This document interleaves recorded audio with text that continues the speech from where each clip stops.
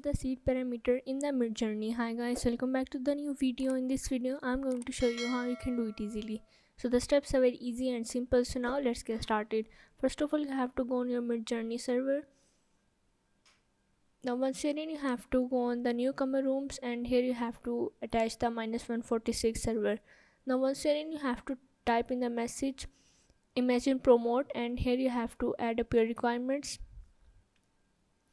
Like I am adding red apple in a tree, and after that you have to add the main statement, that is -seed and 1.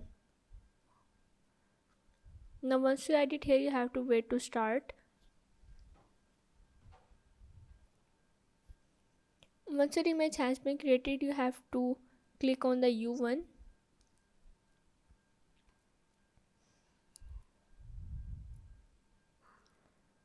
Here is the menu option U1, U2, U3.